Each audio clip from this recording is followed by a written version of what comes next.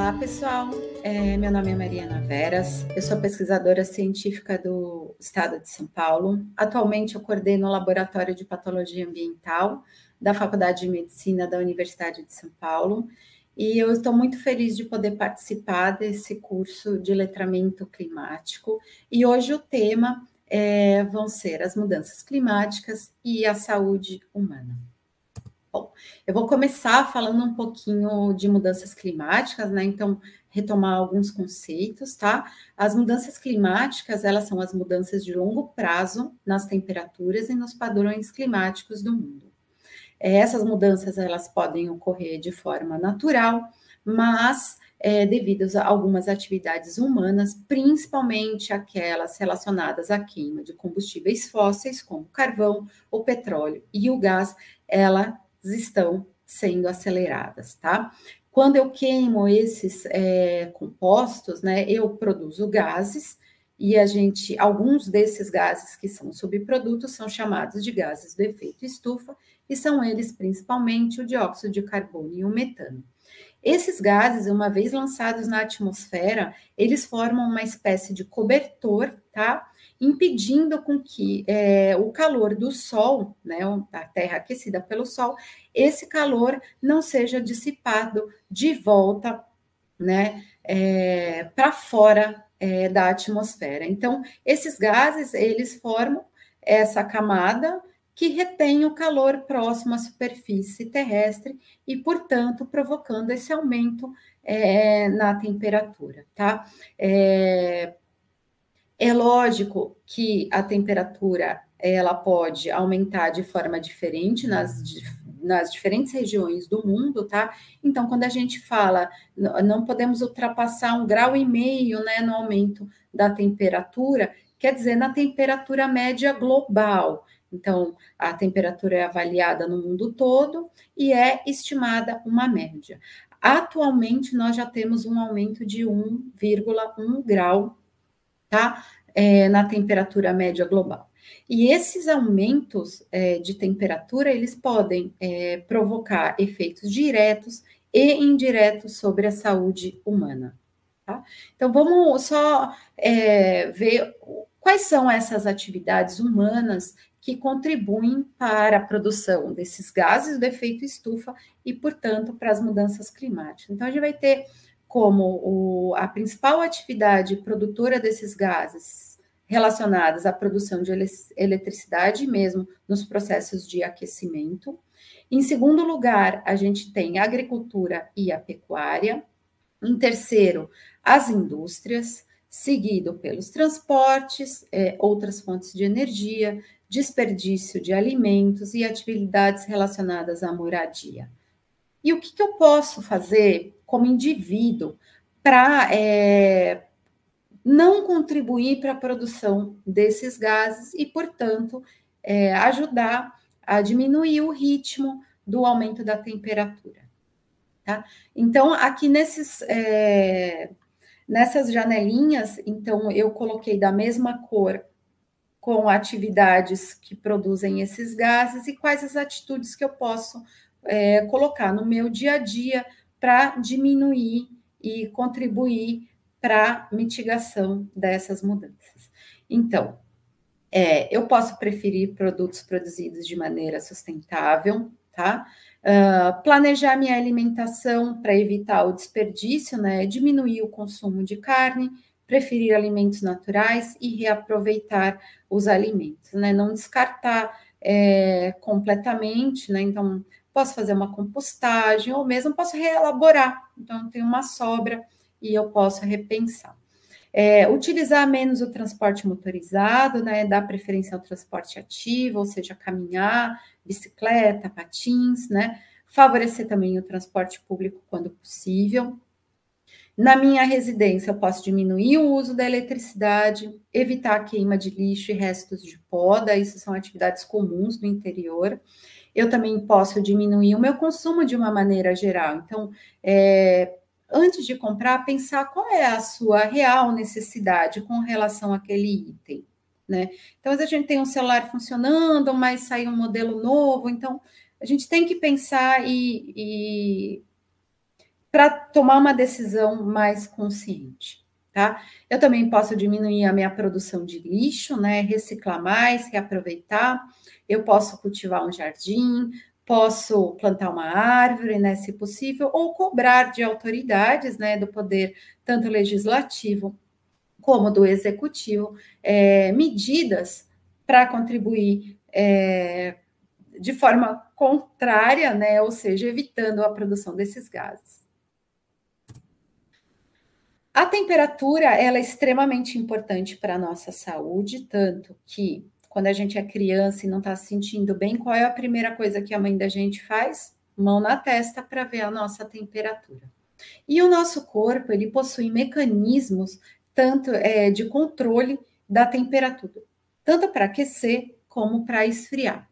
Então, de uma forma bem resumida, a gente tem um centro de monitoramento, né, ou seja, de percepção de calor e frio, são sensores distribuídos pelo nosso corpo, principalmente na nossa pele. A gente tem um centro de controle, né, então, que vai fazer a integração dessa informação. Ele está localizado no hipotálamo, tá, bem na região central do nosso cérebro, aqui nessa figurinha, tá? Está apontado. E depois a gente tem os centros de resposta, que são os efetores. Então, também por todo o nosso corpo, a gente tem as glândulas sudoríparas, quando está calor, a gente transpira, os músculos, quando está frio, a gente treme para se aquecer, os vasos sanguíneos, né? Então, que eles dilatam ou contraem para fazer com que o sangue fique mais periférico na superfície do corpo, ou mais no interior do corpo para aquecer, né? A gente tem os órgãos, diversos órgãos também trabalham para isso, né? E o tecido adiposo também é uma proteção. Por exemplo, os vasos sanguíneos, quando está calor, ele vasodilata, ou seja, ele fica, a luz do vaso fica maior para que o sangue fique na região mais periférica e se resfrie, e no frio a gente faz uma vasoconstrição, trazendo o sangue mais próximo para a região central do corpo, para ele ser aquecido. Falando do ser humano, né, então, alguns comportamentos também ajudam no controle da temperatura, por exemplo, se está muito sol, a gente procura uma sombra, se está muito frio, a gente vai para um local fechado, abrigado, e também a gente pode contar com a tecnologia. Então, o ar-condicionado, os aquecedores. Lembrando que o acesso à tecnologia, ele não é igual para todos, então, aqueles menos favorecidos vão ter um suporte menor da tecnologia para lidar com as alterações de temperatura.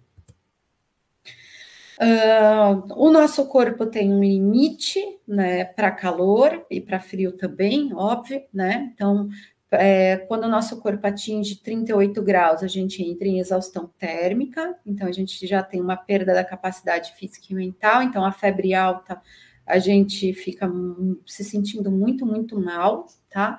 E se a temperatura atingir 40,6 graus, a gente entra em choque térmico, ou seja, já a perda da consciência, danos a alguns órgãos são causados e um risco grande de morte. Alguns indivíduos podem até convulsionar. Existem fatores de risco para lidar com a temperatura, tá? Então, crianças e idosos, eles são muito mais sensíveis a essas variações, tanto de frio como de calor. As crianças, porque elas ainda não estão com todo o sistema maduro para lidar com isso, além do que tem o fator comportamental. Então, um bebê não consegue, mesmo que ele sinta frio, procurar um casaco, né? Então, fazer uma bebida quente para se esquentar, pegar um cobertor, né? E nos idosos, porque o sistema, ele já não funciona mais bem como deveria. Com a idade, a gente tem uma série de perdas de capacidade, entre elas o nosso sistema de controle da temperatura também. Indivíduos com problemas cardiovasculares têm maior risco, como eu disse anteriormente, os nossos vasos sanguíneos e o coração têm um papel muito importante, né, para a distribuição do sangue, então fazer vasodilatação e vasoconstrição, ele precisa estar saudável, então esses indivíduos já não são mais saudáveis, portanto, o risco é maior. indivíduos diabéticos, justamente pelo mesmo motivo, eles têm um comprometimento dos vasos, e indivíduos com sobrepeso e obesos também pelo excesso de tecido adiposo no corpo, fica difícil dissipar o calor e regular melhor a temperatura. Falando agora, continuando na questão da temperatura, né, é importante lembrar que, dependendo de onde você mora, você está adaptado para uma temperatura. Então, o nosso corpo tem uma capacidade de adaptação, tá? Para lidar com as temperaturas do ambiente onde ele vive. Todo mundo pode se adaptar a temperaturas diferentes, né? Mas isso necessita um tempo para que o seu corpo aprenda a responder ao calor ou ao frio. Todo mundo deve conhecer alguém que ou mudou de uma região fria para uma região quente, ou veio de uma região quente para uma região fria e, por exemplo, alguém que vem da região norte, passa a morar em São Paulo, quando está 20 e poucos graus, aquele indivíduo está usando um casaco e nós, que moramos aqui há muito tempo, estamos de camiseta ou regata, se sentindo super bem. Esse indivíduo vai se adaptar, tá? Mas para isso ele vai precisar de um tempo. Esse trabalho, que eu vou mostrar esses gráficos para você, eles estudaram o risco de morte, um risco aumentado para morte por temperaturas baixas e altas nas diferentes cidades, em diferentes cidades no mundo. Eu selecionei 2 exemplos, tá?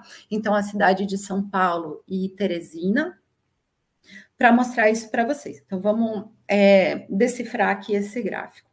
A linha azul é frio, a linha vermelha é quente.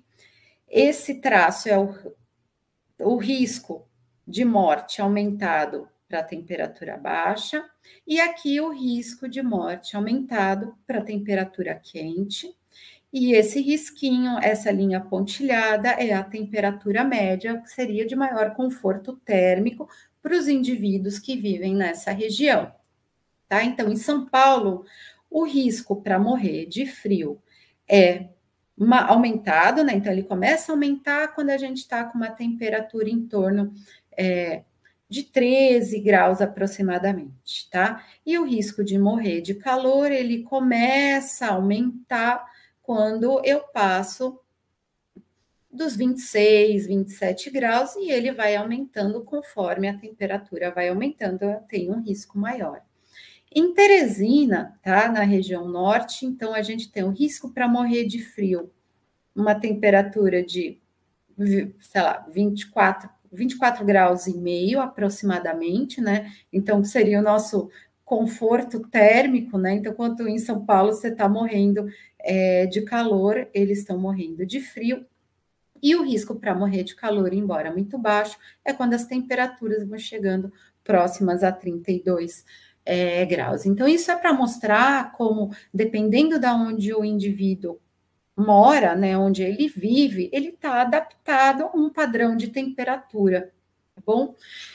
E aqui eu trouxe Montreal, né, uma cidade do Canadá, para mostrar e falar de resiliência das cidades. Então, é uma região fria, então a gente tem a cidade toda adaptada para lidar com o frio. Então, dificilmente alguém vai morrer de frio nessa localidade, porque a cidade está adaptada, tá? Não é porque o organismo consegue se adaptar a essa temperatura. Isso é um fator extremamente importante quando a gente fala de mudanças climáticas, a resiliência das cidades. Pode ser por questão de temperatura, pode ser o risco aumentado de inundações, enfim, cada cidade tem uma situação que tem que ser pensada e planejada, né? E o risco para morrer de calor é muito grande para eles, porque eles não estão adaptados para o calor, eles estão adaptados, toda a estrutura da cidade está adaptada para o frio, tá? Então, frente a essas mudanças e aos riscos, né, impostos pelas mudanças climáticas, as cidades têm que se adaptar e se tornar resilientes, ou seja, capazes de responder a essas novas situações que virão no futuro. Os efeitos indiretos na saúde, eles podem ser causados pelos os eventos climáticos extremos decorrentes das mudanças climáticas, né? Então, inundação, os deslizamentos de terra, as queimadas, longos períodos de seca, insegurança alimentar, seja por inundação ou por uma seca, você tem a perda das produções de alimento e, portanto, uma escassez, consequentemente, né? A falta de alimentos para algumas populações. Além disso, essas mudanças favorecem a proliferação de alguns vetores. Por exemplo, os mosquitos, eles gostam de muita água e temperaturas elevadas. O mosquito da dengue, por exemplo, ele, quando eu aumento a temperatura, o ciclo de vida dele é acelerado, então eu tenho um aumento significativo da população. Em São Paulo, a gente teve há pouco tempo um período de escassez hídrica, né? Então, fez com que muitas pessoas armazenassem água em casa. Então, a gente teve temperatura favorável, muita água disponível, né? Porque o armazenamento não foi feito com cuidado, né? Para evitar que esses animais tenham acesso a esses reservatórios e se proliferem, e, portanto, a gente teve uma incidência altíssima de dengue e outras doenças transmitidas por mosquitos nesse período, né? Então, por exemplo, no caso do aumento das queimadas, essa fumaça que é produzida durante a queimada, elas impactam diretamente a saúde das pessoas, tá? Então, um risco aumentado para doenças respiratórias, cardiovasculares, entre outras. A poluição do ar e as mudanças climáticas, elas estão totalmente associadas, afinal, os gases que causam o efeito estufa e, portanto, as mudanças climáticas, eles nada mais são do que poluentes do ar, tá? Mas a poluição do ar, ela tem que ser entendida de uma forma mais ampla, tá? E como eu disse lá no primeiro slide, as atividades humanas, acho que quase sem nenhuma exceção, produzem poluentes, tá?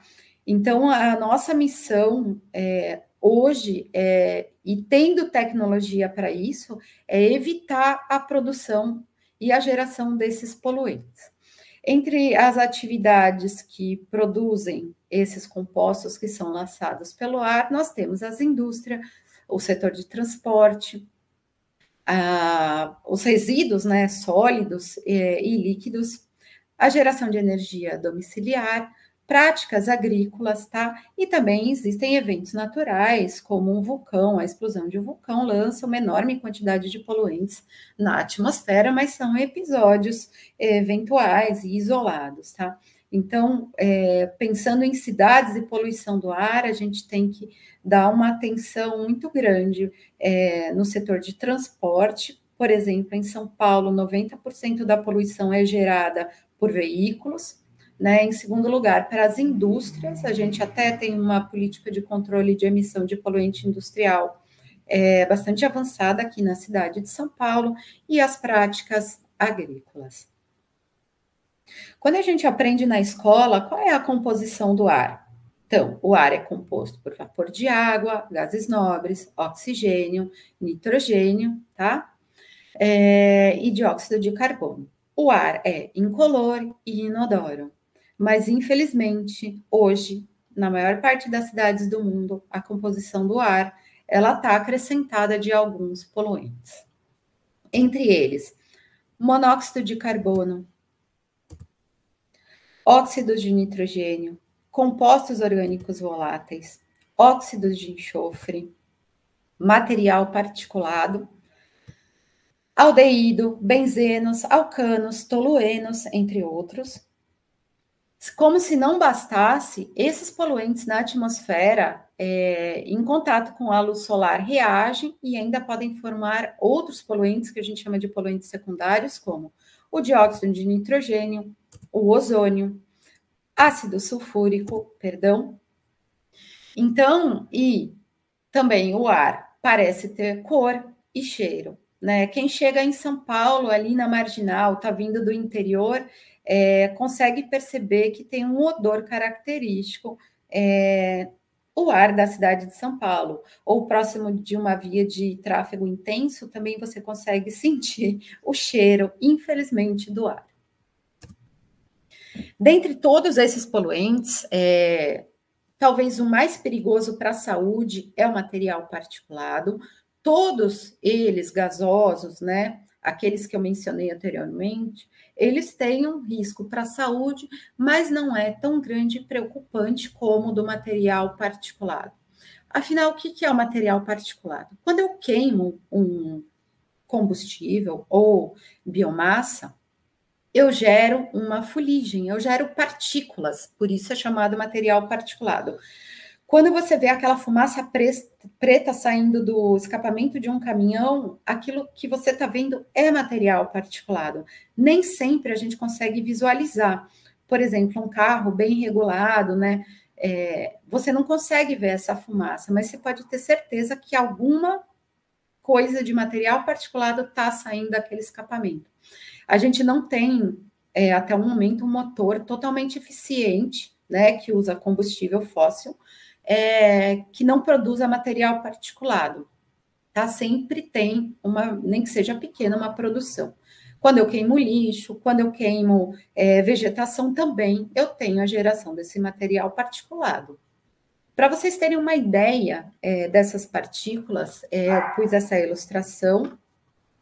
Então, aqui é um fio de cabelo humano cortado transversalmente, e eu tenho duas frações de partículas, tá? O que a gente chama de material particulado 10, que é essa bolinha azul, e o material particulado 2,5. Então, olhem o tamanho dessa partícula, ela é muito pequenininha, aqui é um grão de areia, então comparem, tá? Essas partículas em suspensão no ar, nós acabamos inalando e elas vão parar no nosso pulmão. Elas são basicamente compostas de carbono, tá? E nesse núcleo de carbono são aderidas outras substâncias que são altamente tóxicas, como metais pesados, né? E outros compostos orgânicos voláteis, sabidamente causadores de câncer. Opa. Bom, aqui eu trouxe para vocês um equipamento, estou mostrando para vocês um equipamento que a gente usa para coletar essas partículas e definir quanto que tem dessas partículas no ar. Nada mais é do que um sistema de filtragem, no qual a gente coloca um filtro, tá? E depois de 24 horas faz essa análise. Aqui, nessa imagem, é um filtro 24 horas, que foi utilizado por 24 horas na cidade de São Paulo, num dia seco, extremamente poluído. Então, ao final do dia, olha a cor desse filtro. E a mesma coisa acontece com o nosso pulmão.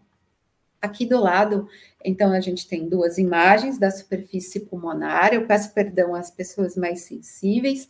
Então, durante o procedimento de autópsia, a gente faz a avaliação da superfície pulmonar. E aqui a gente tem a de um fumante, que é totalmente esperado, o pulmão escurecido, né? Porque quando ele inala a fumaça do cigarro, ele está inalando essa fumaça que você vê é material particulado. E aqui o pulmão de um não fumante, mas um indivíduo que viveu por muitos anos na cidade de São Paulo. E o que a gente quis mostrar com esse trabalho é que a poluição do ar da cidade de São Paulo, ela pode ser comparada a fumar cigarros, né? E a gente estimou que viver na cidade de São Paulo, que é uma cidade com uma média anual em torno de 25 microgramas por metro cúbico de material particulado, equivaleria a um fumante de 5 cigarros por dia, tá bom? Nesse estudo, uma outra coisa importante foi que a gente observou que aqueles indivíduos que ficavam mais tempo expostos ao tráfego, ou seja, pessoas que gastam mais tempo se deslocando pela cidade, ou pessoas que trabalham próximas a vias de grande movimento, né, tinham o pulmão mais enegrecido, tá? E, consequentemente, a gente pode sugerir que, se você diminuir o tempo que você gasta no trânsito, por exemplo, na cidade de São Paulo, você diminuiria a exposição desses indivíduos. Então, políticas urbanas de deslocamento, de mobilidade, são extremamente importantes para diminuir a exposição dos habitantes à poluição. Quanto menos tempo eu ficar em trânsito, menor a minha exposição. A poluição do ar preocupa muito hoje, porque segundo uma estimativa da Organização Mundial da Saúde, 90% das cidades no mundo têm a qualidade do ar fora dos níveis aceitáveis, tá? E o que preocupa mais é que nas regiões com maior densidade populacional, então aqui no mapa as regiões com o azul mais escuro, quer dizer que tem mais indivíduos por quilômetro quadrado, o nível de poluição é maior. Então, a gente pode olhar por aqui. Então, as bolinhas, quanto mais vermelhas, o nível de poluição é maior. Então, nas regiões com maior número de indivíduos, maior o nível de poluição. Ou seja, o número de pessoas expostas a um ar de baixa qualidade é enorme, tá? Com relação aos efeitos na saúde, eles são inúmeros. Eu poderia passar um dia inteiro falando para vocês de efeitos na saúde, tá? Eu estudo os efeitos da poluição há mais de 14 anos e eu posso garantir para vocês que o nosso corpo e a nossa saúde é impactada de todas as formas possíveis. Então, a gente tem o sistema respiratório, né, é o primeiro a ser impactado pela poluição, o sistema cardiovascular, o sistema nervoso central, então doenças neurodegenerativas estão associadas à exposição, então Alzheimer, Parkinson, as nossas mucosas, por exemplo, os olhos, eles também são impactados pela poluição do ar. A gente sabe que viver em uma cidade poluída afeta tanto a fertilidade feminina quanto a masculina, e até aqueles indivíduos que nem nasceram, eles já sofrem os efeitos da poluição. Ou seja, mães gestantes em cidades poluídas apresentam um risco maior para ter bebês com baixo peso, tá? Elas apresentam um risco maior de pré-eclâmpsia, e esses bebês, ao nascer, também apresentam um risco maior para desenvolvimento de doenças respiratórias e já nascem também com uma perda de capacidade respiratória. Então, eles podem ter um risco aumentado para asma, para bronquite, e estudos mais recentes também mostram que esses bebês de mães que vivem em cidades poluídas apresentam um risco maior para doenças, né, neurocomportamentais, como, por exemplo, o déficit de atenção. É importante lembrar, né, quando você avalia o efeito da poluição na saúde, que você tem que saber bem de que poluente você está falando, se são poluentes gasosos ou são poluentes particulados, ou a combinação desses poluentes, né? Então, os efeitos podem ser muito diferentes. Qual é a concentração que eu estou sendo exposto, se ela é alta, né, ou se ela é baixa? Não existe. Aqui é importante dizer que não existe uma concentração segura, um nível seguro de poluição para a saúde humana. Existem níveis aceitáveis, porém não são seguros. Quanto tempo esse indivíduo está sendo exposto? Tá? Então, uma pessoa que trabalha no escritório e um camelô que trabalha numa via de tráfego intenso, o tempo de exposição é totalmente diferente desses indivíduos. Qual é a via de exposição? Se é só inalação, porque, por exemplo, as crianças, elas ficam muito próximas ao chão, elas tocam em muitas coisas que estão contaminadas, né? Então, esse material particulado é poeira, né? Então, você vai passando a mão, isso gruda na mão, e as crianças tendem a levar na boca, então elas acabam também ingerindo esses poluentes, tá? É importante lembrar a suscetibilidade do indivíduo. Aqui também idosos e crianças são mais sensíveis, porque os sistemas de defesa ou não estão bem formados ou já não funcionam tão bem, né? Se o indivíduo tem uma doença pré-existente também, ele vai ser mais sensível a esses efeitos. Existem outros cofatores, como o estado nutricional, e o perfil socioeconômico daquele indivíduo, que também não vão desfavorecer, né, no sentido de agravar os efeitos da poluição sobre a saúde, tá? Com relação ao status socioeconômico, então, aquelas pessoas que têm um menor poder aquisitivo geralmente vivem mais distantes e, portanto, elas vão gastar mais tempo se deslocando para chegar no trabalho. E, como eu mostrei no slide anterior, esses indivíduos que permanecem mais tempo em trânsito, né, em áreas de tráfego intenso, eles têm uma carga de exposição muito maior e, consequentemente, um risco maior para a saúde. Aqui eu elenquei só alguns efeitos, né? Então, por exemplo, de uma exposição aguda, uma exposição eventual, uma concentração alta, você pode sentir irritação nos olhos, secura na garganta, irritação na garganta, dor no peito, dificuldade para respirar, dor de cabeça. E naqueles indivíduos que já têm a saúde cardíaca um pouco debilitada, né, com uma doença pré-existente, eles podem sim ter um risco maior para um infarto.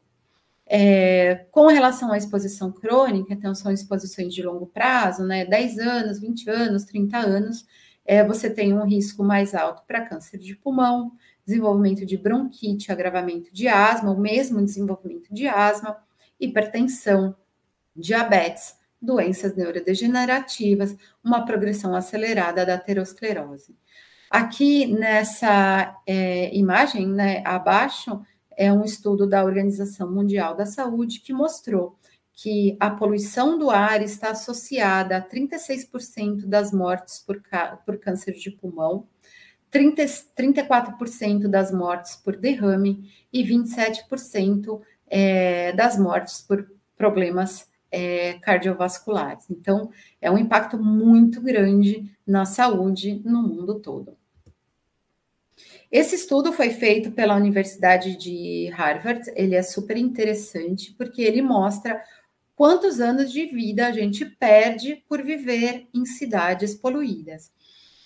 Então, eles fizeram uma estimativa de que para cada 10 microgramas de material particulado que eu tenho no ar de uma cidade, eu perco 1 ano e meio de vida, tá? Aproximadamente. Então, se a gente usar como parâmetro a cidade de São Paulo, né, que tem em torno de 25 microgramas, a gente vai perder quase 2 anos e meio de vida por viver na cidade de São Paulo.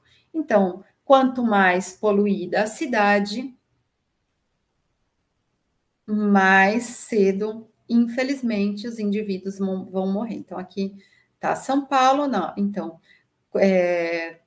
quanto menos poluído, maior a minha expectativa de vida, tá bom? Aqui eles deram uma estimativa com idade para cidades americanas, e aqui eu plotei no gráfico onde estaria a cidade de São Paulo, tá? Agora, para finalizar, né, vamos falar um pouquinho, a gente está saindo agora dessa pandemia, né, estamos voltando à vida normal, e a poluição do ar também foi lembrada durante a pandemia, num primeiro momento por uma boa notícia, né, então a gente teve logo no início do isolamento, né, todo mundo em casa, quase nenhum carro circulando, a gente teve uma diminuição, era uma notícia boa, né? Eu falei, dei até algumas entrevistas, né? Então, todo mundo trazendo notícia ruim, eu era a que trazia uma notícia boa, que o nível de poluição na cidade de São Paulo caiu em torno de 50%, né? Então, tinha uma associação direta com os índices de isolamento e a queda no nível dos poluentes no ar, mas isso durou muito pouco. Foram, acho que 3 ou 4 semanas, e aí a poluição começou a voltar. Mas não foi só isso, né? Então, essa boa notícia, mas também, quando a situação estava muito crítica na Itália, começaram a aparecer alguns estudos mostrando a associação da poluição e o número de casos de Covid-19, né? E isso não era uma grande novidade, porque em outras epidemias, como foi de SARS e MERS, também são vírus respiratórios, a gente já sabia que naquelas regiões mais poluídas eram esperados índices maiores de mortalidade, né? E as dúvidas, né, e as perguntas que foram levantadas na pandemia do Covid-19 foi como é que a poluição estava interligada com esse aumento do número de casos, né? Então, ainda isso está em estudo, né? Então, esse é um dos meus objetos de pesquisa, é saber se a poluição do ar ela funciona como um carregador e um disseminador do vírus, porque a gente sabe que esse vírus adere a essas partículas que eu falei, e, portanto, ela funcionaria como um táxi para levar para outros lugares, né? O vírus, ou se ela funciona como um fator agravante da doença, porque indivíduos nas cidades mais poluídas já têm a sua saúde respiratória deteriorada pela poluição do ar. Então, com a chegada de um vírus que age principalmente no sistema respiratório, que já está debilitado ou impactado pela poluição, é esperado que o risco de agravamento ou de morte pela doença seja muito maior, tá? E, então, na epidemia de SARS, isso foi assim muito claro que a fatalidade era maior onde a poluição do ar era pior, tá? Então, o que a gente hoje ainda quer responder como foi essa relação aqui na cidade de São Paulo, tanto para o número de mortes como a poluição como um fator de disseminação desse vírus. E para terminar, eu vou salientar aqui, né, que a saúde humana ela nunca pode estar separada das questões ambientais, né? O meio ambiente é determinante para a saúde humana, mas infelizmente o que a gente vê é que nas políticas públicas de saúde e de meio ambiente, muitas vezes os ministérios não se conversam, tá? E isso está totalmente fora do que a ciência sabe, né? E também que ainda não é muito uma nossa realidade, que as políticas públicas deveriam ser fundamentadas no conhecimento científico. Hoje a gente tem economia e a política andando juntas e a ciência correndo do lado, né, em paralelo, quando na verdade a ciência deveria abraçar a economia e a política, tá?